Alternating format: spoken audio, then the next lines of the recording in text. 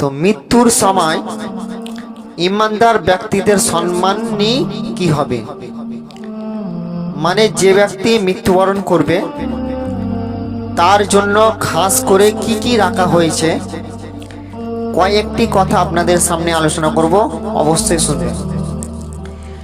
এক নম্বর হচ্ছে যে ফেরেশতা আগমনের পর রূহ কবজ করার পূর্বে আসসালামু আলাইকুম বলে।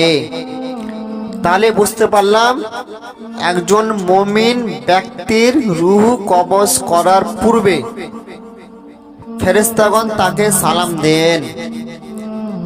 দুই নম্বর হচ্ছে ইমানদার ব্যক্তি রূহ কবজ করার জন্য সূর্যের ন্যায় উজ্জ্বল চেহারা সম্পন্ন ফেরেশতা আছে।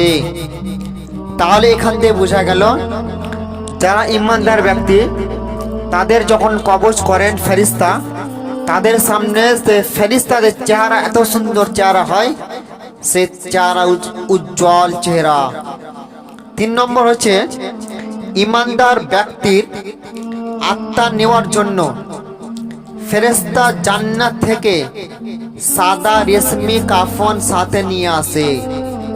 তাহলে এখান থেকে আমরা বুঝতে পারলাম ইমানদার ব্যক্তি যখন ইন্তেকাল করবে তার জন্য জান্নাত থেকে সাদা রেশমি কাপড় নিয়ে আসেন। তো বলা যাবে না সুবহানাল্লাহ।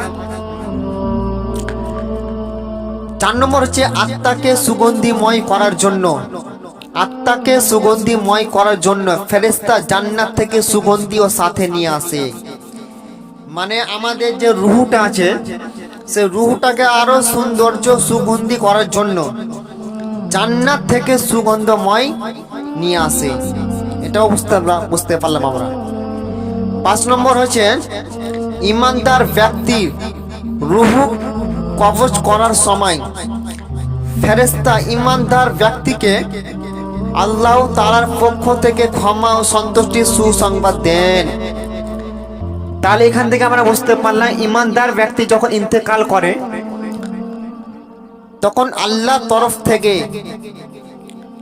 তার ক্ষমা, তাকে যে ক্ষমা করে দিয়েছেন সেটাও তাকে সুসংবাদ দেওয়া হয়। 6 নম্বর হচ্ছে ইমানদার ব্যক্তির আত্মা দেহ থেকে বের করার পর তা থেকে দুনিয়ার বিদ্যমান উন্নত সুগন্ধি ন্যায় সুঘ্রাণ বের হয়। এখান থেকে আমরা বুঝতে পারলাম যে ব্যক্তি যখন ইন্তেকাল করে তার দেহ থেকে এতটা সুগন্ধ বের হয় তা দুনিয়ার থেকে তুলনা করা যায় না।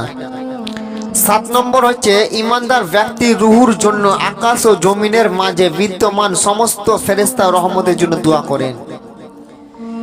এটাও আমরা বুঝতে পারলাম ইমানদার ব্যক্তি যখন ইন্তেকাল করে তার জন্য আসমান ও জমিনের ফেরেশতারা তার জন্য রহমতের জন্য দোয়া করেন।